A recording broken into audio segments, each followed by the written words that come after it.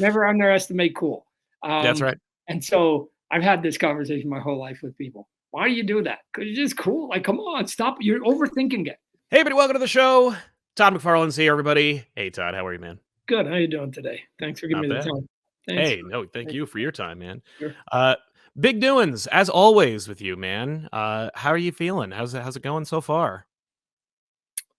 The great thing about waking up with air in your lungs every day is that there's the hope that today is going to be the best day you've had, right? So I always think that my best days are always still ahead of me, right? Yeah. I leave it to the fans and people who worry about what I did, yesterday. But as I've said before, when if you're a marathon runner and you're at mile 20, you're worried about the 6 that are still in front of you. You don't worry about the 20 you just ran, no matter how good of a pace you ran it, right? So Absolutely. it's an interesting thing that I think most people don't sort of self-reflect and or analyze their own life. Other people do that. We all just live our lives, and Exactly. No, if you live your life in the public eye, you throw a rock and hit like 100 people who are gonna take the opportunity to analyze your life for you, take care of that job right off your plate. I've done plenty of interviews, and they're like, "So how do you feel?" It's your show. You make me a saint or a sinner or something in between. Like I'm good with all of it, right? Yeah. So, yeah. You mentioned this is being my show, and I do appreciate the acknowledgement. But I have to ask you. We talked last time, and I asked you, "Where's the Toddcast?" I'm still waiting on your show, man. Yeah. What's any desires to We'll get up get in the to morning and talk it. into a mic for a living? Yeah, absolutely. I'm a bit of a ham bone, so I've got a lot of things to say. So I'll get to that, right? I mean, it's in the queue. I'll end up getting to it for sure. No doubt. Yeah. So how's it feel to have 350 issues under your belt, man? It's got to feel good. From the beginning of Spawn 1 and being like, hope it works out. I mean, the reality is there's no way you thought, I hope Spawn works out. You were like, okay, we're finally off to the races. Here we go. 350, more like 550. So it's interesting because intellectually, when you think about it, 350 takes 30 years to get there, right? Just do the math. But when I started and I joined, sort of with the group of my partners there, the co-founders of Image, that was, for me, that was always the goal, right? Start my book and just keep doing it, right? And to the point that I've said that Image will always be around. And I can say that with, at least in my lifetime, it's going to always be around, because even if every other book disappears and if the company disappears, I'm still putting the Image logo on Spawn till the day I die. So that big sort of goal that I gave myself way back when, 350 just means that I've been sort of myopic and sort of tunnel vision and focused on it, and haven't really sort of wavered too much from it, right? But that's just some of it just come. I don't know. I think that there's personalities that go with all accomplishments to some extent, right? And I think I could lay down the blueprint of how to do it, but unless you're just sort of an odd person like me, and you just go, no, I'm going to take this bone, I'm going to chew it for 30 years, and when I get to the 30-year mark, all I'm going to be thinking about is the next 30 years, right? So, we're a lot of people. I talk to my peers, and they're like, how do you do it for so long? Why you keep doing it? They want to, they need more variety in their diet, I guess. Yeah. But I don't know. I guess it depends on how you define it. We did an inventory the other day, and it was in the 30 years just of Spawn, just, not counting, I've got the new books now and a bunch of miniseries over the years. There's over 1,800 characters have passed through the mythos.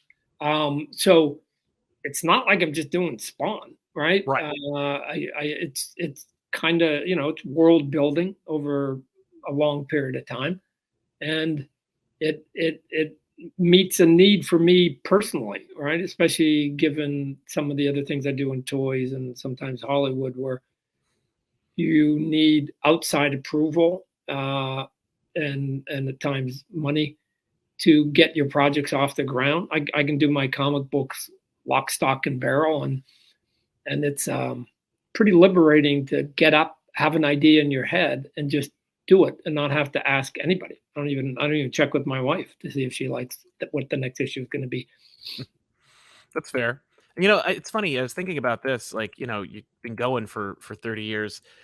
I don't think that Spawn's had a hiatus. There's never been a point where you went like, nah, I should probably take a break off of this because I'm Yeah, focusing on the toy empire or you know, any other number of your ventures. And did you ever think like, man, it's kind of crazy that I never really said, I should probably put the pause on this thing because I can always come back to it and just focus on, you know, building up this thing or building up that thing. Because you said, you know, you kind of you've been with the comic the whole time, and it's never been like you know, it's never been a thing where you're like, I kind of got antsy and I don't really want to do that anymore. I feel like I've outgrown this format. mm. The closest that I came to that for a short period of time was, I want to say it was maybe in like the 160, 170 range or something like that. Mm. David Hines has taken over his writing, and I sort of handed over the editorial reins to Brian Holgun, or excuse me, Brian Haberlin, who years before was the colorist, but he's a really smart, creative individual. And so I handed it over to them, and just because I was getting busy with some other stuff and things were happening in my life. Um, but I something always felt off and wrong. Not that they were doing a bad job. There was none of that. It's just that the show was going on, and I wasn't sort of behind the curtain watching it, right? So I had to come. I had to come back, right? So ended up coming back, taking over the writing, taking over the editing again, right? Much to the Hmm. chagrin of those two gentlemen who were doing a good job. But I needed it back in my life. So yeah, it's interesting because uh, someday I'm gonna have to add up the number of issues I've written Right? or co-written on the book, and I don't know. I may have the record for one writer on one book too. I don't know. You know, the only other person I can think of is Eric Larson on Yeah. Savage Dragon, but I don't think, you know, even guys like Chris Claremont and Stan Lee on Fantastic Four. I mean, they get to like 100, 120, 150 or something like that, right? Yeah. So No. we're both pushing 250 to 300 issues. So Hmm. yeah. What would you say is your favorite new character you've created over the last like 15, 20 years? Out of like the Spawn universe you've created, where you're like, man, I love when I get a chance to play with this one. You know, out of Um, besides, of course, the core. Gunslinger Spawn. I feel like that's definitely. I knew that was going to be your answer because of I think how precious you are with Gunslinger. him. I think because Gunslinger at his core, I relate to him probably more than Al Simmons, right? Although both of them have a lot of me in them, but and there's something about the guy who I tried. If you pay attention, and it was one of the things I was trying to get across to the writers when he sort of pops his head out into some of the other books. I go, you guys are putting way too many words in his mouth. Right? This guy's just Clint Eastwood in those spaghetti westerns. Outlaw Josie Wales. He just comes in. People say, "I don't like the way you look," and he doesn't really answer them. Right? He just Right, like either stares them down or shoots him down. like, I mean, he's a man of action way more than worrying about how to discuss it, right? Right. And given that, especially now in the book that I write, that he's in a world that he doesn't even understand, then he has to even be even more focused to just stay on task of Yeah. of trying to hunt down the people that sort of did his family wrong, right? I like his blue balls, for lack of a better sort of way of, is that he was, and you sort of saw it a little bit at the beginning in the Spawn's universe and a little bit in the Gunslinger #1, was that when he was back sort of in the Western time, just before the end of the Civil War, he finally, his sister had died, and he finally like had the name of the 12 men that he was going to hunt down. And just as he was going to go, and they had tortured him and left him for dead, but he just got up and said, no, I'm going to come hunt you down. Just when he began that quest, he gets shoved 200 years in the future, and he's frustrated by it, right? Yeah. He's frustrated that he doesn't want to be here. And to some extent, because the dead zones got locked down, he's sort of mad at Al Simmons. Sure. Because Al Simmons is the one that in issue 301 that sort of made that rip and brought everybody sort of forward into modern time. And so he hangs, I think I've even written one where he with Al Simmons' character, and the conversation goes something like, I don't like you and you don't like me. I don't give a shit, right? Here's what I know. They tell me you're the only one that may be able to unlock and get me back to where I want to go, right? First question, can you get me back 5 years earlier so I can prevent what happened? But if you can't, just get me back, right? Oh, and by the way, Al, I hear you're a bit of a loner. I understand that. I am myself. But I hear you're a bit emotional and you're a bit suicidal, right? And so I'm going to hang around with you. And so, which is one of his reasons for being on the Scorch team, is not because I want to be on a team. I don't give a shit about the team. I don't even give a shit about your agenda. What I need is you to stay alive, you dumbass, right? And if you're going to be suicidal and go get yourself killed because you're that guy, because you're just raw, then you may take the secret of getting me back. And you know what? I want to get back. So here's what we're going to do. I'm going to be on your flank and I'm going to help you. I don't give a shit about you, right? I don't give a shit about you. And the day after you send me back, go ahead and kill yourself and go on your suicide missions. What do I care? Right. So there's this sort of I try to give like all the characters like their quest, if you will, of why they're doing anything and everything, right? I mean, there's a secret to Gunslinger's past that I haven't sort of written yet. Probably it probably will be the 50th issue. Cool. That I'll get there. But in the meantime, he's just trying to navigate in a world in which he can't read or write. So he's lost. And now with the post 350 and the whole world been blanketed in a dead zone, which basically means every heaven and hell sort of player, shadow player, is now normal. It's realigning the pecking order, right? Yeah. Because if all of a sudden you're the mouse and you've been playing against the elephant the whole time, but all of a sudden something happens and the mouse and the elephant are the same size with the same power. Right. Maybe now is the time for the mouse to make its move.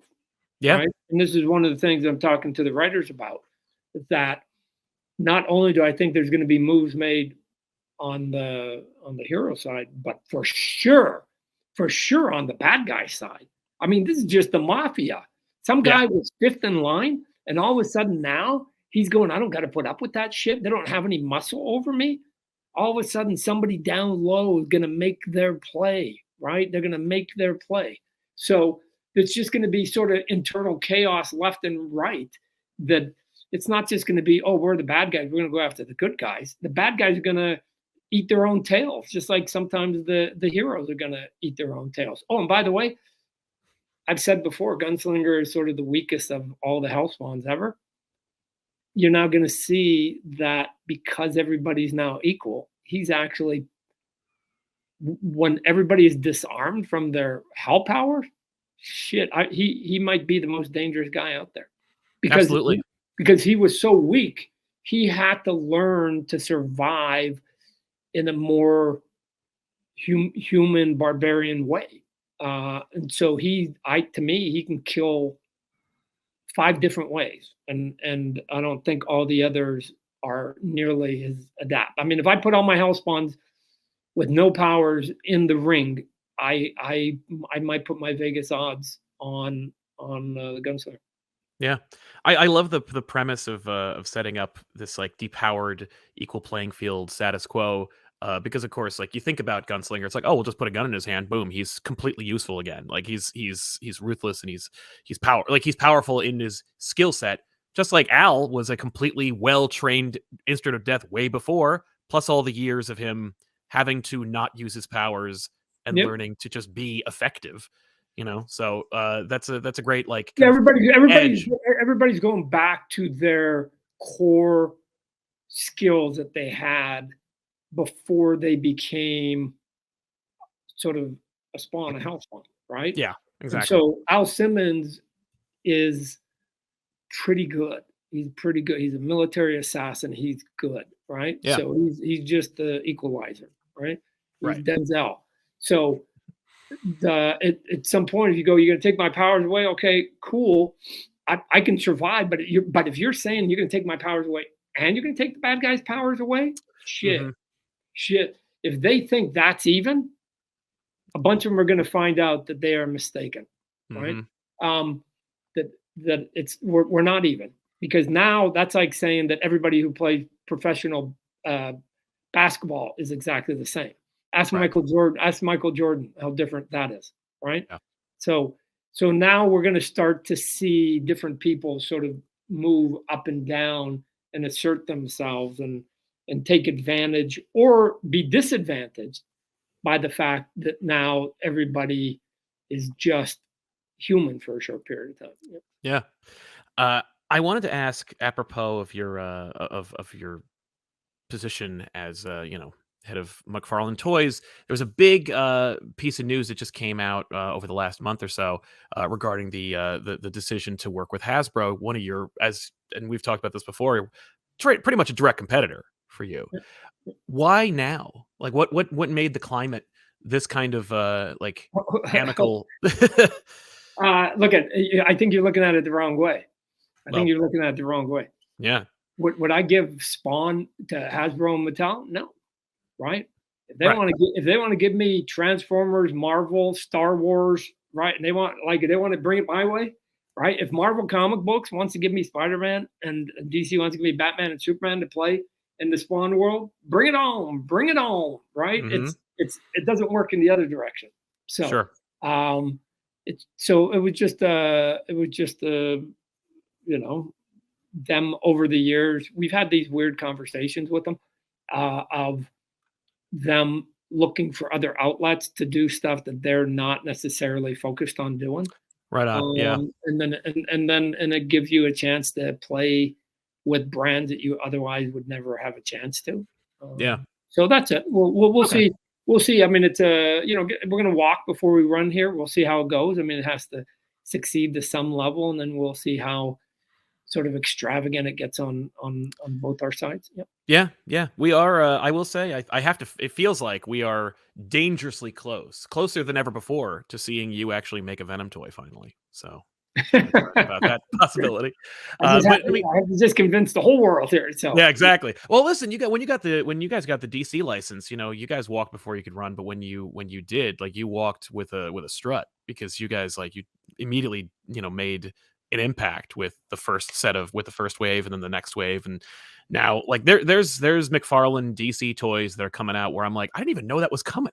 I'll see it on the shelf and I'm like, oh my God, I didn't even see this coming out. yeah, the first wave that we did of toys, we had the classics, right? Yes. Superman, Batman, I don't even know, Wonder Woman, maybe whatever. And we were doing essentially a bigger version of what Spin Master was doing. Spin Master had sort of the master toy license. We had the collector piece. Mm-hmm. And I thought it was sort of odd that at the beginning where they wanted us to Warner Brothers wanted us to sort of kind of do the same product, right? I was like, well, Spin Master's doing it, and they seem to be doing a decent job. I'm sure Spin Master was thinking the same thing. Like, Right. we're doing the same thing, and Todd's doing it. Like, why do we need two people doing it? Right. but one of the things that I asked them in that first wave was like, can I just do a couple sort of McFarlane things, right? Yeah. And so we did what I called the Superman in armor and the Batman in armor, and both Yes. of those characters were, I think, one of the had one of the armor had been in one page, and the other one I think was in two panels. Like they were just they weren't known quantities. But Right. what they were to me was just cool. I'm in the toy Mhm. business, and somewhere you have to have an eye test. And when you're walking, you just see like cool, and it's got a big S on his chest, and there's so much plastic, and it's breaking out of the package, and it's the same price as everything else.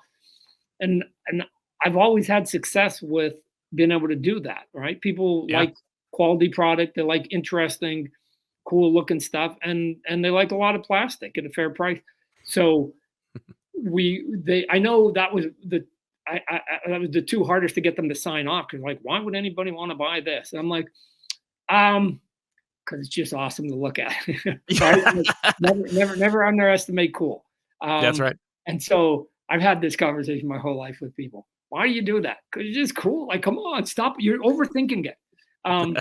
So they said, yeah, fine, you can go and do it, whatever. So we did it, and of course, it should come as no surprise, those two were our two hottest sellers in terms. I mean, we didn't I make, got him. they went like that, and so that was a little bit of me being able to show them data that you Right. don't have to play it safe.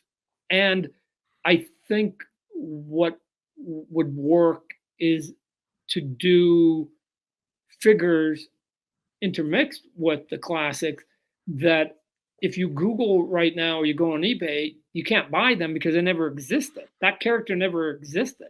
Yeah. So something to be said about, in sports vernacular, collecting the rookie card Yeah. of all these characters, right? And so they don't even have to be the most popular if they're the first time ever that somebody can make it, right? So all of a sudden you get the Joker that laughs. There was not one prior to that. Why? Because he's a fairly recent character, new character. So then you get to do him, and people are like, oh man, that's super cool, right? So that I don't know. I don't think that the process of selling toys and choosing characters is really that complicated, right? You start with brand names, and Superman, Batman, Spider-Man, Iron Man, Captain America. Those are big names, right? So you Yep. start with the big names. In sports, you start with Michael Jordan and Kobe Bryant and Derek Jeter and Tom Brady. So and then you go, well, who else is out there that then is the next tier down? Right. Um, or how do we do those A characters and modify them? And luckily, in the DC universe, there's now. I mean, I thought I had a lot of health spawns. There's dozens and dozens of iterations of Batman and Yeah. Superman. I mean, I can do them for a long time and not really run dry. That's fair. Yeah. Uh, would you say that you was curious about this. Do you have a dream project now, or do you think you're just kind of living it at this point?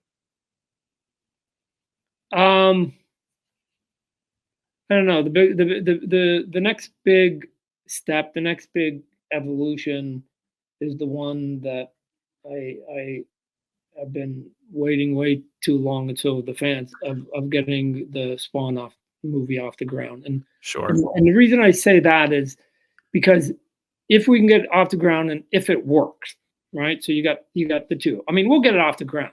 I mean, but people have to go and like it, right? Yes. Whatever it is that we're doing, it has to succeed. If it succeeds, then it literally recalibrates the entire game that I've been playing for 30 years. Because Yeah. essentially I've been playing in the bubble of collectors, right? And every now and then you pop out a little bit. But if you can do something that hits a global tone, um, and I mean, we sell our toys internationally. We sell the comic books internationally, but they're sort of hidden in corners and pockets, right? Yeah. TV, movie, video games, music, they're all sort of spread across a pretty wide range of demographics globally. And so that means that there will be people, if it works, going to a movie called Spawn that they hopefully, fingers crossed, that they enjoy in Bosnia, that have never heard of the word before they essentially saw a cool trailer, Yeah. right? And the only reason they're going maybe is because the trailer's cool and it says from the writer of the Joker movies and the producer of Get Out and whatever, right? So the co-creator of Venom or whatever. I mean, just they'll just go, I can take a flyer on that.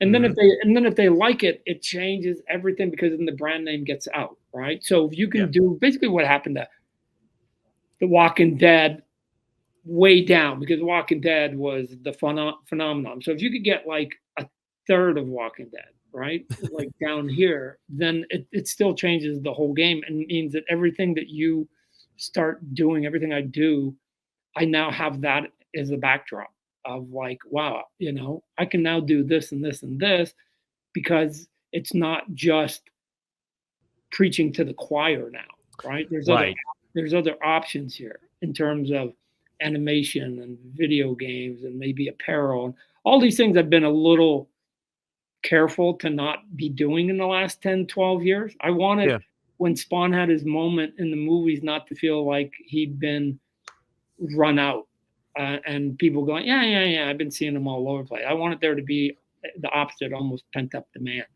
of going. And then as soon as they come out of the movie theater going, oh man, when's the animation coming back?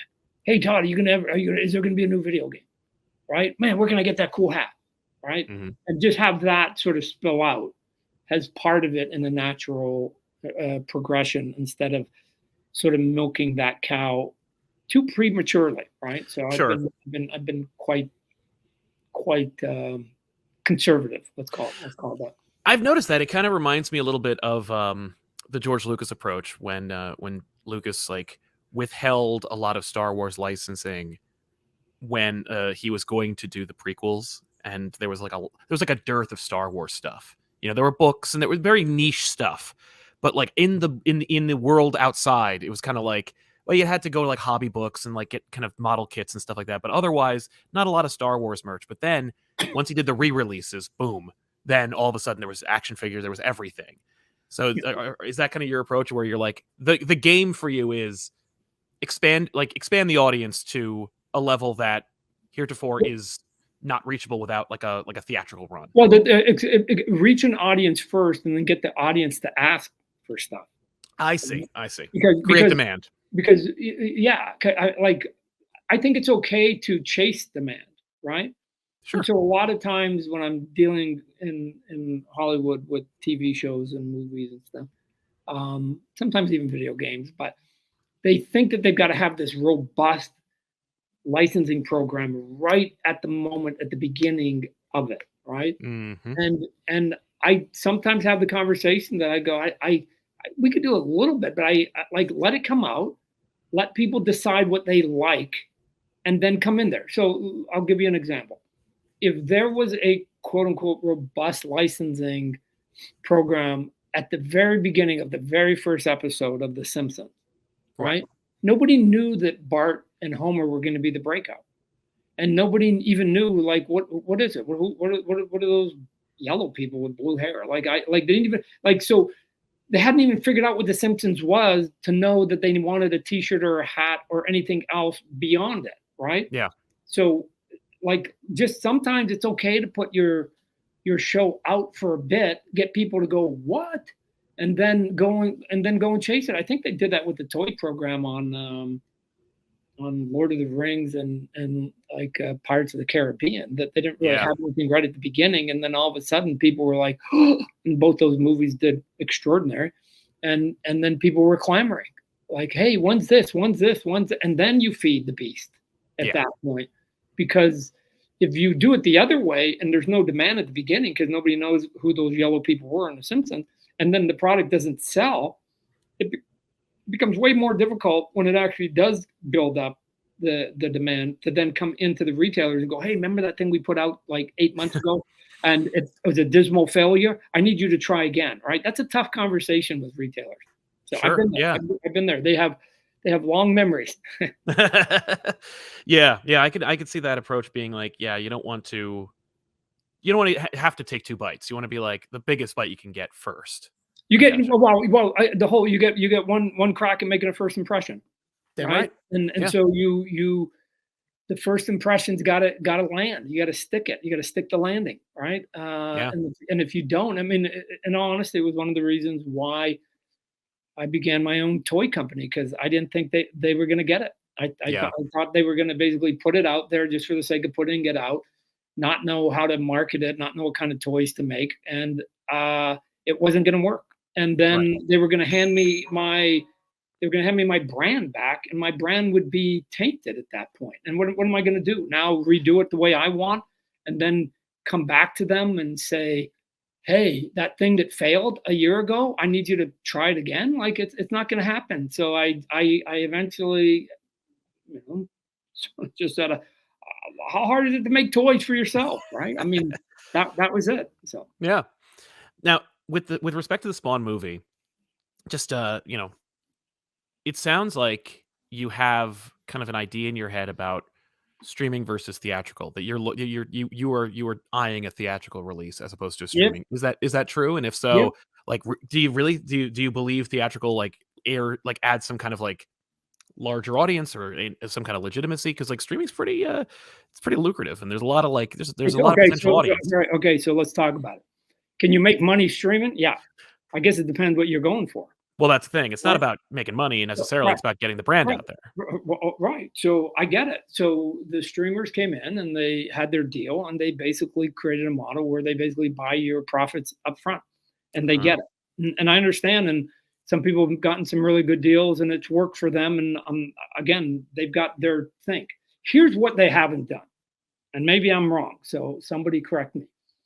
Streaming's been around for a while, right?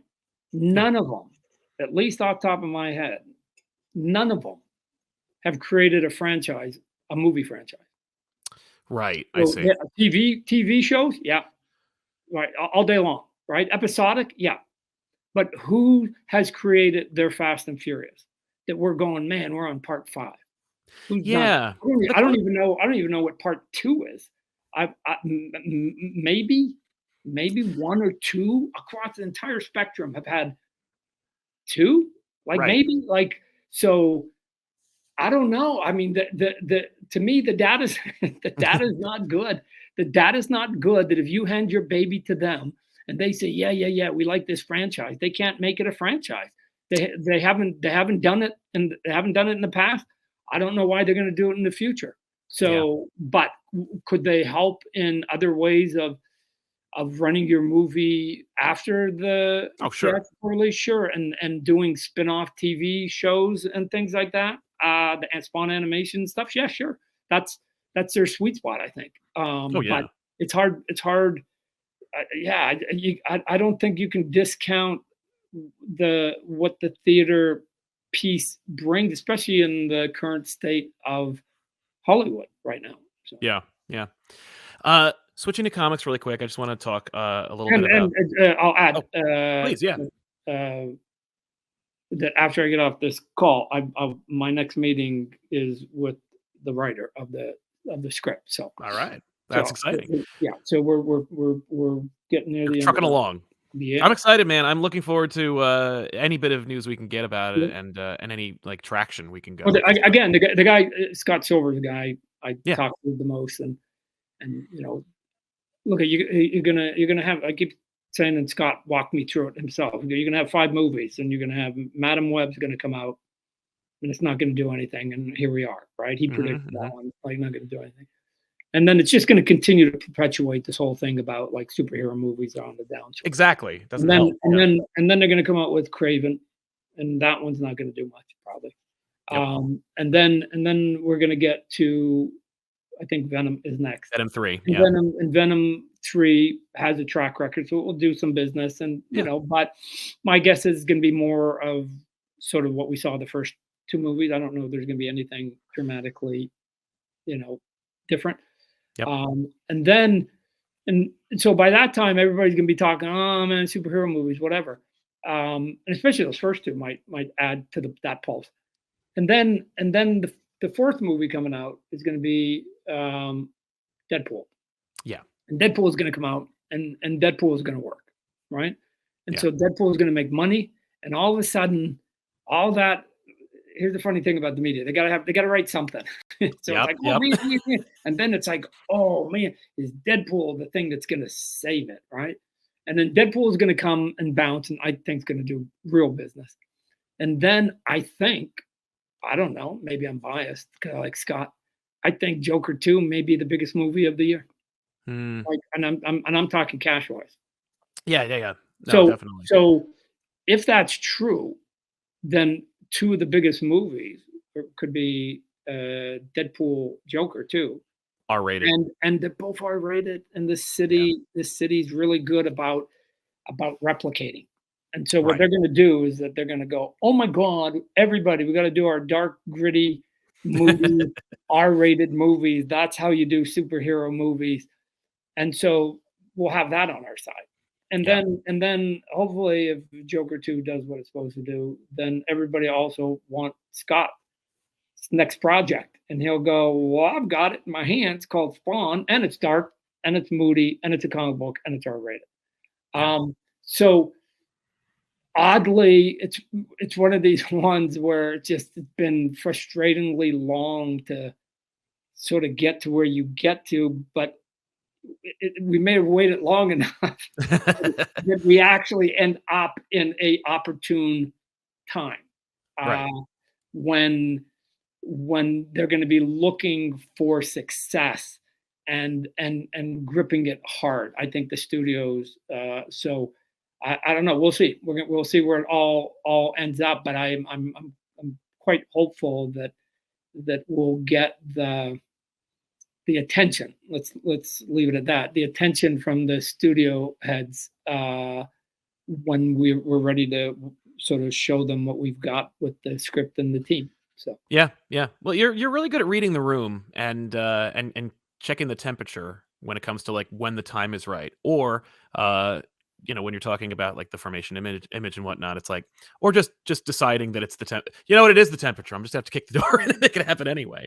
Yeah. So I trust that. But it should go. Here's the other thing. Once we make the deal, it should go quick. Right, because everything's kind of like in motion. If we make the deal with the team we have in place, right, and we'll bring in a top flight director on top of it, then it should like we're talking about a go movie, right? Yeah. We've got the producers, we've got the actors, we've got the writers, we've got the money, we've got the distribution, we have the script. Yeah, it's all done. So it's like we're not here to develop. We're saying that this script and that group of people, we're ready to go right now. So let's go. But who wants to go? Who wants to go on the ride with us? We'll see. Again, fingers crossed. Everybody is optimistically hopeful. And the only piece of the puzzle is, when do we go make the potential offer? Is it before Joker, right before Joker 2, or after Joker 2 opens up? I don't know. Right. So again, we'll pick a date, and then we'll say, hey, here we go, and hopefully put us in the best bargaining position that we can. Yeah. I wanted to get your opinion because I really I think you've got a really good perspective on this, given where you've come from and where you are now with respect to comics. I wanted to ask you, from when you started to where we are now with the comic book industry, how would you say comics has actually changed for the better? I think the better part of it is that I think that over the years, there's obviously been a continuation of new characters coming into the mythos of all the world building companies. So you've got more characters that potentially become breakout characters. And then I also think that the talent pool, given that the internet is a thing, it wasn't when we were younger, that the talent pool is by far the deepest and the most skilled that I've seen in I'm almost pushing 40 years in this industry. I've never seen the amount of raw talent. I mean, it is so talented that you walk by walk up and down like Artist Alley at a convention, Hmm. and you see phenomenal work. Yeah. And you go, who is that person? I mean, Right. so you've Right. got Why aren't people they working? Yeah. who are great, and you don't even know who they are. Yeah. Yeah. Yeah. That's that's that's how high the bar is, right? But I'm guessing the same thing sort of happened in the music industry, that everybody now that lives across the world can put their demo tape on YouTube or wherever, and there's more people to draw from, so the bar literally gets raised on how skilled you got to be to basically be a B player, right? A B Totally. player, I used to be able to draw eyes crooked and be a B player. Now they won't even let you in the front door, right? Yeah. So it's yeah, it's pretty staggering. I let me just say I'm very thankful I broke in pre-internet.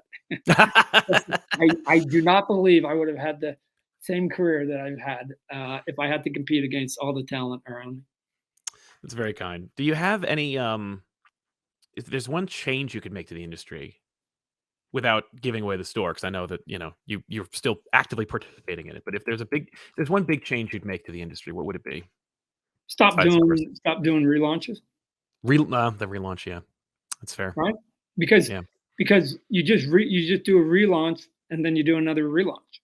Yeah. And then you do another relaunch. I mean, I keep saying to people, if I wanted to buy every single issue of the Fantastic Four Right. from 1961 to today, chronologically, I didn't even know how to do it. Yeah. And I'm a geek. And I'm a geek. So, and then Spider-Man a little bit, like, I don't know. And the thing is that if you graph it, here's the thing that I've told people, that it's like, when are you gonna renumber and reboot your Spawn? Never, never, ever, ever, ever. I thought Action Comics and Detective Comics were two of the coolest comic books I collected when I first started in the comic books, because they had those big fat numbers on them. Yeah. I was so impressed that it's like they just seemed like they were just monoliths, that it's just like they've been here forever. Yeah. And so because if I start tomorrow and I go, okay, I'm just going to relaunch Spawn. I mean, I'm at 351. We just sent to the printer a couple of days ago. So I have the number one book on the creative side, right? And Yeah. then and here's the funny thing: even though Marvel and DC all sort of did it, it was funny that they came back around and started using some of their old numbers. I think just so they could get basically a couple kicks at the can, they could get a number 1, a number 50, and then a number 400, right? I mean, Yep. it was this weird numbering sort of trick that they end up doing, but that's their gig. I don't know. I guess I'm just old school. When I looked at the price guide books when I was a kid, I just liked the ones where it was just all contained right under the word, and you didn't have to go to 5 different places to get it. It was just issue 1 through 50, 50 through 100, 100 through, like, and then they just had the different prices, and it was Action Comic Books was all on one listing. Yeah. Right? And so for me, this is the thing when you're doing your own company and you get to make your own decision. You get to just do the stuff that isn't sort of important to you, and that's important to me. I wouldn't do it. To finish the point, if you were to graph it, it goes something like this. Oh, here's the sales of whatever, Spider-Man, whatever. I guess I got to go here. And then you get a number 1. Oh, and it pops up. And then, oh, but do another number 1. Oh, and it pops up. And then, and it pops up. And so, but if you actually look at the trend, minus the pops of the ones, the graph is going down. Yeah. There's only one question. There's only one question when people sort of say that and they go, well, Marvel and DC or whatever, some toy company is doing something. Yeah. My question is always the same. Go to them and ask them this simple question. Regardless of what you've done, of how smart you think that they are or they aren't. Like, and I'm not saying this, whatever. There's only one question. Are you selling more comic books today than you were 20 years ago? And if the answer is no, then whatever you were doing didn't work. Didn't work because you're selling less. You're selling less. So you did all these tricks and you broke it all up and you did all this stuff and you're selling less. I'm selling less and I'm up to 350. But it's like, I mean, there was a point where they had numbered all their books, Marvel and DC, that Spawn was actually the highest numbered book in the industry. And I just go, hold a sec. I just want to be clear. One of you guys started running this race in 1936, right? With Action One. And the other one started running this in 61 with the Fantastic Four. And I come in 1992. I'm coming up 30, 40 years behind you. And you let me get ahead of you numbering wise? Like, why? Why? Like, I'll take that. That's a bragging point when you walk in the room. That's not a bad point. When you say, hey, I'm the longest running book that's on the marketplace, highest run, you just sort of couch it in a way that actually is truthful. Yeah. Well, I don't understand why they'd give you that advantage. Oh, by the way, if I did start Spawn at number 1, I would be one of 12 number 1s that month. Exactly. You're competing with all the new stuff all over again. Right. And you know what? I'd rather not compete with 12. I'd rather just be on a mountain by myself. Right. Yeah. So, I mean, all of a sudden, even things like Gunslinger, King Spawn, and Scorched are now some of the higher numbered books at Image right now. Yeah. And they just started a couple years ago, and they're like climbing the ladder because, oh my gosh, they're in the 20s and 30s. Right. So, I mean, I guess that would be the other one. I wish some of the creative people would stick on their books a little bit longer. So. Yeah. Well, let me ask you this, man. What's next? What's the next thing you're most excited about that's happening within the next month or so? Well, February we sort of start beginning this year-long thing for 30th anniversary of the toy company. So we got a lot of sort of retro cool stuff we're doing there, bringing back some of the sort of the old packaging looks and cool, some of the characters, and just do some goofy stuff. We'll be just had a meeting last week, getting closer to doing our Kickstarter with the Medieval Spawn, and just that is just taking a little bit longer because I'm trying to get it so that everything is done and ready, and that the only thing the factory needs the moment the last day of the campaign ends is how many. Right. The oven's going to be on. All the ingredients are going to be mixed. The batter is going to be ready. They're just saying, how many cookies do you need? Right. Yeah. And so one of the things that I'm going to try and do with the Kickstarter is make it arguably, for what it is that we're doing, the shortest window that Kickstarter's ever had, in terms of from the time you say, yes, I want to sort of endorse it, to the time that we actually ship it. I want it to be lightning quick. And the only way I can do that is to spend all my money in advance, which I'm doing right now, and getting it all sort of prepped. And then they're going to go, how's this going down? And then literally the very next day they're making it. And if they can do that, there's no reason why all this stuff isn't shipped out in 2.5 to 3 months. Nice. From the end, not a year, not 2 years, like months. You'd be able to count on fingers. So yeah. And I'm hoping that be part of it. And then we also beginning next month are going to start to roll out some new titles. We've got the 4 regular monthly book, and then we've got a couple are going to be monthlies, but most of them are going to be like miniseries and some one shots and whatever. As I reached out to the creative community, I was just, hey, what do you want to do? You tell me, I'll make it work. But the first one out of the gate is a book that I wrote with and drawn by Shimon Kudransky. We did it years ago, so we finally get to show it. But it's Sam and Twitch, the 2 detectives, and it's literally a hard-boiled detective book. Cool. So again, the one thing that I want to get across early in the game is that if you don't like Spawn, I think you can still sample some of these books that are coming out, because they're not going to be Spawn centric. Right. They're going to be detective and dramas and comedy stuff and sci-fi and historical pieces and things like that, so that you could theoretically find 2 or 3 that you might enjoy and hate Spawn, and right. it is still work, because some may be tangentially tied to Spawn, some a little bit closer, and then something like Sam and Twitch is yes, intellectually, those two characters are in the Spawn universe. Yeah. But if you read this book, like they're just they hang out with Spawn 5 days a year. Yeah, And so, exactly. I'm writing about the other 360 days when they're just cops and they're just detectives, right? And they're really good at what they do. That's what that book is. So um, I didn't want to put out more of the exact same stuff that people had sort of already gotten used to, right? Mhm. I mean, there are a couple books that are, if you like Spawn, there's going to be some, sort of growth pieces off to the side, but there's also going to be other books that are going to be so far off on the edges of it that you can pick and choose whatever it is that you want. I don't assume anybody's going to buy all of it. Just pick and choose what you like, and Totally. and they're all going to be $2.99. Hey. Given the Dynamite and Boom just said they were going to go up to $4.99, the majority of comic books seem to be now. I mean, they're all $3.99, but it seems like now the majority are going up to $4.99.